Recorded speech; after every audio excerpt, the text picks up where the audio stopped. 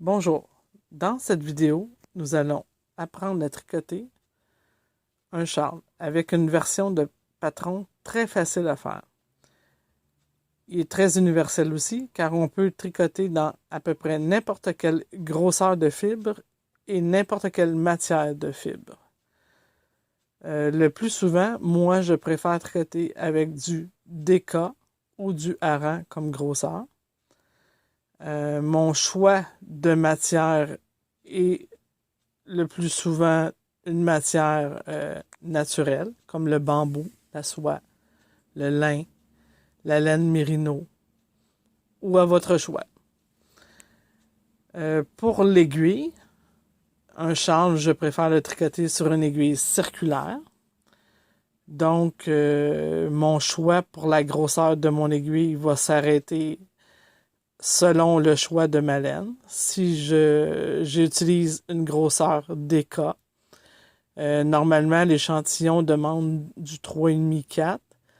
Pour que mon travail soit plus souple, je vais travailler sur du 4,5 ou du 5. Si j'ai une hareng, comme dans le cas d'aujourd'hui, je vais travailler avec un 5 ou un 5,5.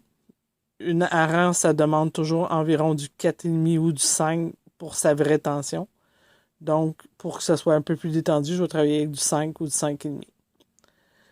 Et toujours avec une circulaire d'au moins 80 cm. Maintenant, on va s'exécuter. On débute par deux mailles envers, deux mailles de montage. Bon. Un.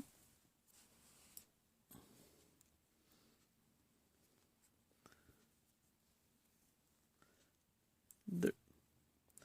Le patron me demande de faire 6 rangs en point mousse. Donc, pour tricoter du point mousse, toujours tout à l'endroit, sur ces deux mailles-là. Ça me fait un rang.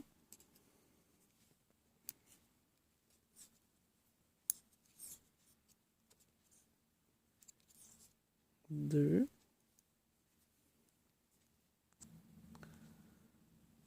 Le 5e rang.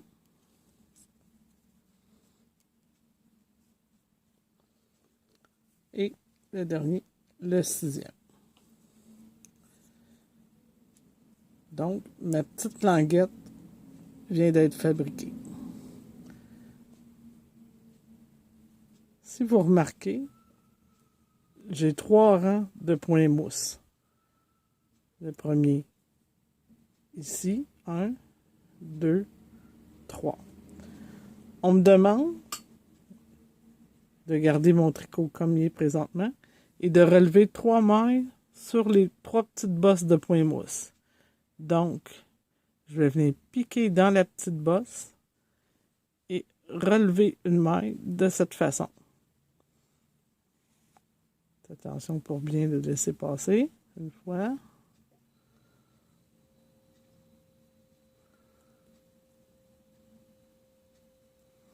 Deux fois. Et la troisième. Voyez-vous, maintenant, j'ai 5 mailles. Je dois maintenant aussi remonter 2 mailles sur les 2 mailles de mon montage. Donc, une et la deuxième.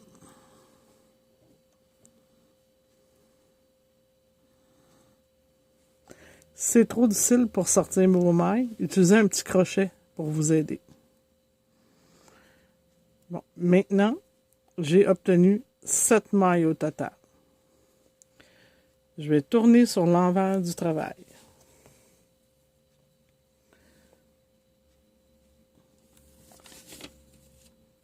Maintenant, mon patron me demande de tricoter 2 mailles à l'endroit.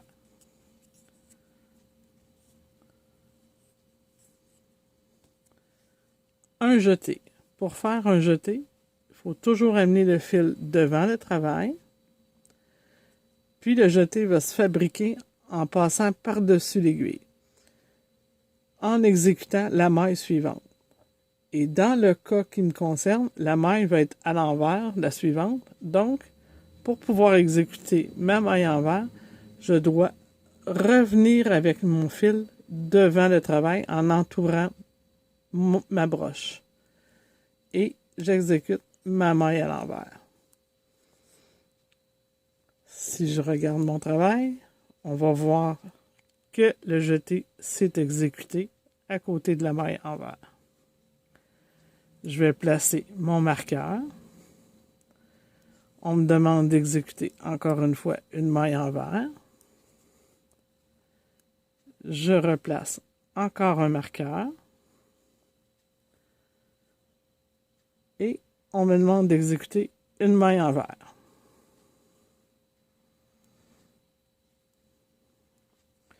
Je dois faire un jeté, mais cette fois-ci, il va être suivi de 2 mailles en droit sur les 2 dernières. OK? Donc, la maille qui va suivre mon jeté va être une maille en droit. Cette fois-ci, à cause que j'ai exécuté une maille envers ma dernière maille, mon fil est devant. En exécutant ma maille en droit, le fil va passer par-dessus mon aiguille. Donc, mon jeté va se former. Tirez pas trop parce que votre petit trou va être quasiment inexistant sinon. Et on termine par une maille en droit. Maintenant, j'ai 9 mailles sur mon aiguille. On est rendu à l'étape de fabriquer la section de jersey qu'on voit ici. Le travail se débute par le centre du châle en haut. Voyez-vous, nous autres, on est ici. On est situé exactement là. Les jetés que je viens de fabriquer sont de chaque côté de cette maille au centre du travail. Mon petit point mousse et la bordure du haut du châle. Donc, je tourne et j'exécute le premier rang de la section de jersey de cette façon. 2 mailles en droit.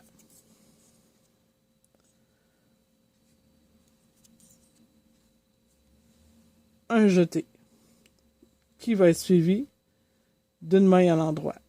Donc, je mets mon jeté devant et c'est une maille en droit, donc mon jeté va se faire automatiquement. Suivi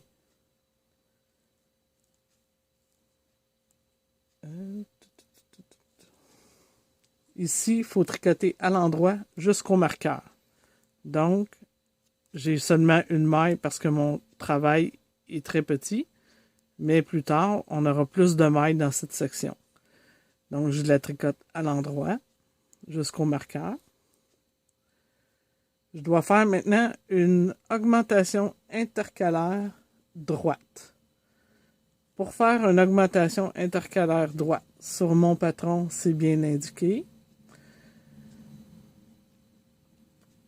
Je dois prendre mon aiguille de gauche et venir chercher le brin de fil qu'il y a entre les 2 mailles dans le rang précédent.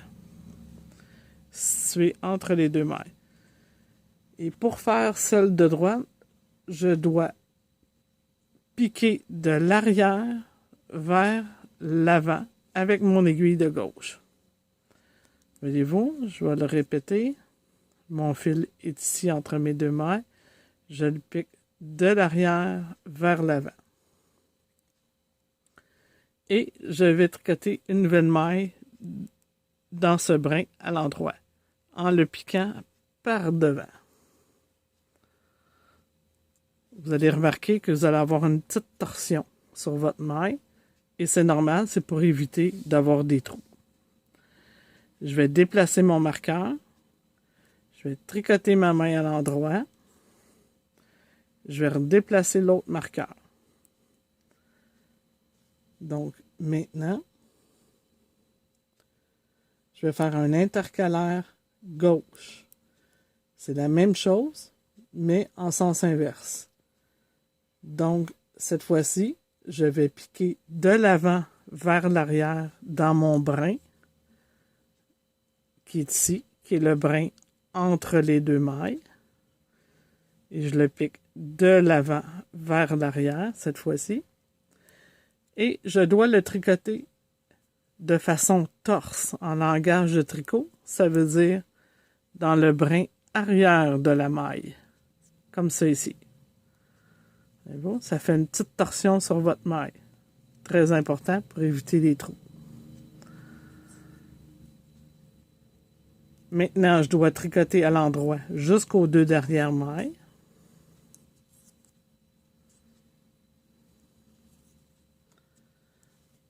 Je me fabrique un jeté qui va être suivi par deux mailles à l'endroit. Donc, la suivante va être une maille à l'endroit.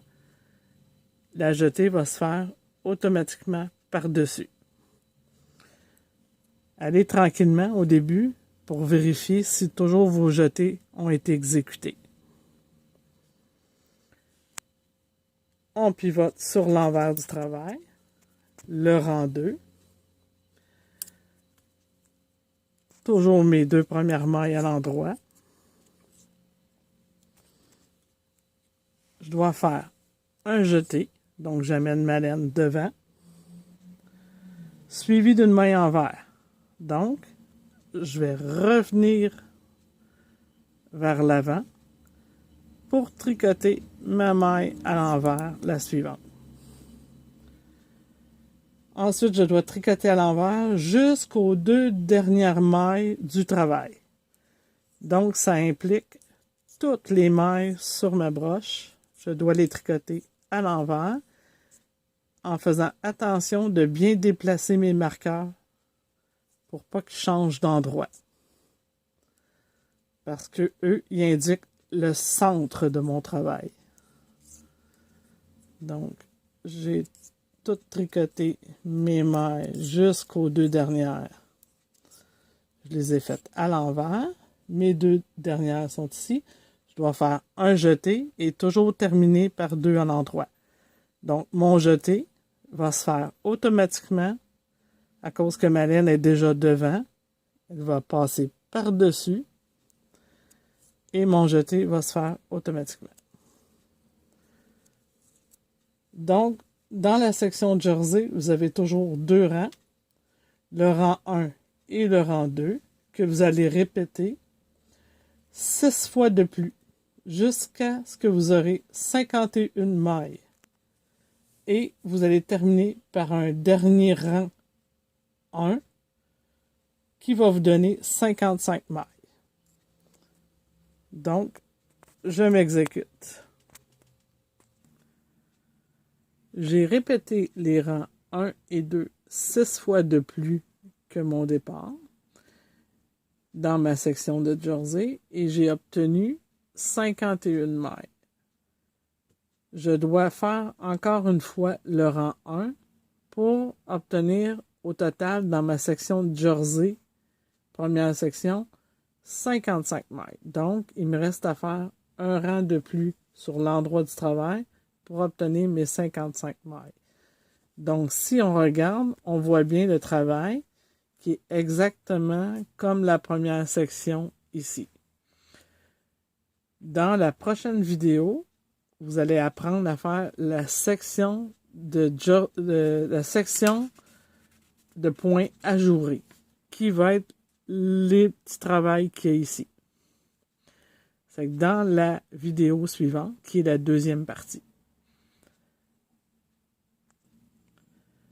Pour votre quantité de laine que vous devez avoir avant de commencer votre projet, selon votre grosseur de laine, ça va se décider. Dans le cas que j'ai ici, moi, une hareng, je dois prendre environ 150 à 200 grammes pour faire la grandeur environ d'un foulard pour le cou. Et si je le veux pour les épaules, je dois prendre au moins 200 à 250 grammes pour le porter plus sur les épaules. Et selon la grosseur de laine que vous allez choisir, les quantités vont varier. Et aussi selon le type de matière que vous allez prendre. Parce qu'il y a des laines qui vont couvrir beaucoup plus votre travail que d'autres types de laine qui sont plus résistantes, là, plus denses. Donc, on se voit pour la deuxième partie.